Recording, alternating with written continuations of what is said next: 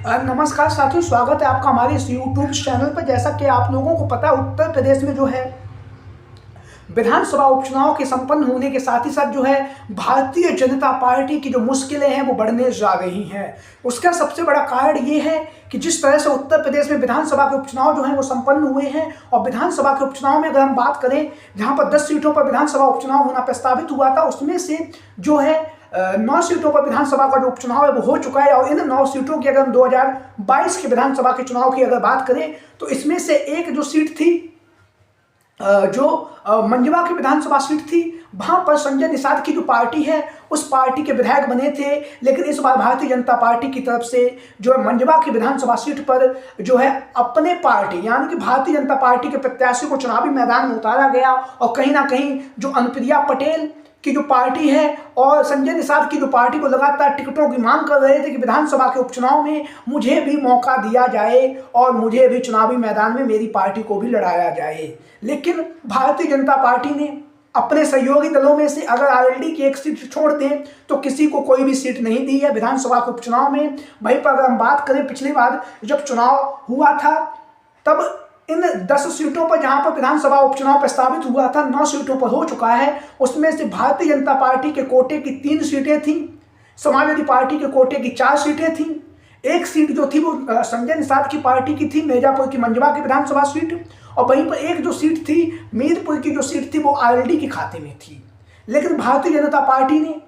संजय निषाद लगातार सीटों को मांग कर रहे थे, कहीं पर 2 सीटें मांग रहे थे, कहीं 3 सीटें मांग रहे थे। लेकिन भारतीय जनता पार्टी ने संजय निषाद को एक भी सीट जो है विधानसभा के उपचुनाव में नहीं दी है। वहीं पर अनुप्रिया पटेल का जो दल है, उस पटेल के द्वारा भी, अपना दल के द्वारा भी लगातार जो है सीटों की मांग की जा रही थी, लेकिन भारतीय जनता पार्टी ने उन्हें भी कोई सीट नहीं दी। हालांकि आरएलडी को एक जो सीट है, मीरपुर की जो विधानसभा सीट है, वो आरएलडी को दी तो जरूर है, लेकिन वहां पर भारतीय जनता पार्टी ने अपने प्रत्याशी को आरएलडी के सिंबल से चुनावी मैदान में उतारा। तो यूं कहें, 9 की 9 सीटों पर भारतीय जनता पार्टी ने अपने प्रत्याशी को चुनावी मैदान में उतारा। और वहीं पर दूसरी तरफ समाजवादी पार्टी थी जिसने बहुत ही मुकाबला किया, बहुत ही बहादुरी के साथ जो है समाजवादी पार्टी ने 2 सीटों पर जीत दर्ज की है। तो अब जो भारतीय जनता पार्टी के सहयोगी दल हैं, चाहे संजय निषाद हो या अनुप्रिया पटेल हो, दोनों ही जो दल है वो लगातार भारतीय जनता पार्टी से दूरियां बना रहे हैं और लगातार जो है भारतीय जनता पार्टी पर, सूबे में जो योगी आदित्यनाथ जी की जो सरकार है, उस सरकार पर लगातार हमला बोल रहे हैं। वहीं पर 2 मामले अलग अलग हैं, संजय निषाद के और अनुप्रिया पटेल के, वो हम आप लोगों को बता रहे हैं। तो सबसे पहले हम शुरुआत करेंगे संजय निषाद को लेकर। संजय निषाद, आप लोगों को पता है, निषाद समाज पार्टी के वर्तमान समय में राष्ट्रीय अध्यक्ष हैं, और राष्ट्रीय अध्यक्ष होने के साथ ही साथ उन्होंने जो है वर्तमान समय में कैबिनेट मंत्री भी हैं उत्तर प्रदेश की सरकार में। लेकिन लगातार वह जो है भारतीय जनता पार्टी पर हमलावर हैं, और वहीं पर लगातार वह कह रहे हैं कि उत्तर प्रदेश में जो है निषाद समाज का जो वोटर्स है, निषाद समाज के साथ में जो अन्याय हो रहा है, उसके खिलाफ सरकार कोई भी कार्रवाई नहीं कर रही है, और ना ही सरकार के जो लोग हैं वो मेरी बात तो सुन रहे हैं। ये संजय निषाद के द्वारा जो है हालिया में ही बयान दिया गया। वहीं पर संजय निषाद ने दूसरा बयान भी दिया है कि जो मछुआरे समाज के जो लोग हैं वो भारतीय जनता पार्टी से नाराज हैं, और इसका जो खामियाजा है, अगर भारतीय जनता पार्टी नहीं सुधरेगी तो निश्चित तौर से 2027 में भारतीय जनता पार्टी को इसका खामियाजा जो है उठाना पड़ेगा।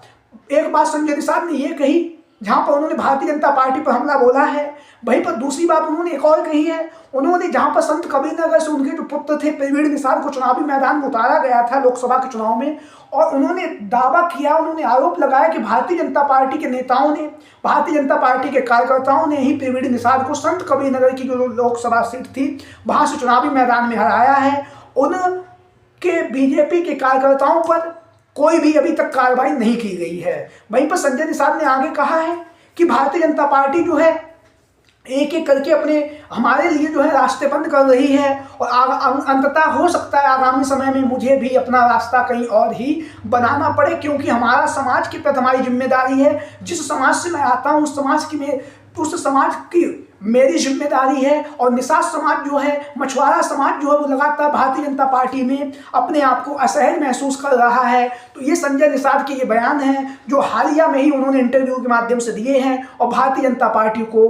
चेतावनी भी दी है कि आप अगर हमारी बातें नहीं सुनेंगे, हमारे समाज का अगर इसी तरह से शोषण होता रहेगा तो निश्चित तौर से मछुआरा जो समाज है वो भारतीय जनता पार्टी को वोट नहीं देगा। तो संजय निषाद ने आगे ये भी कहा है कि हम किसी दूसरे दल में भी जा सकते हैं, हम अपना रास्ता जो है अलग बनाएंगे। तो ऐसी स्थिति में संजय निषाद की समाजवादी पार्टी में शामिल होने की चर्चाएं भी काफी तेजी के साथ है, क्योंकि 2017 के विधानसभा के चुनाव के बाद जब लोकसभा का उपचुनाव हुआ था, जब योगी आदित्यनाथ ने केशव प्रसाद मौर्य ने अपनी सीटें छोड़ी थी, तब वहां पर जो है संजय निषाद के जो पुत्र थे प्रवीण निषाद जो है सांसद भी बने थे। आप लोगों को ये बातें पता ही हैं। तो संजय निषाद आगामी समय में भारतीय जनता पार्टी का साथ छोड़कर समाजवादी पार्टी में भी शामिल हो सकते हैं। अब इसी कड़ी में अगला जो नाम है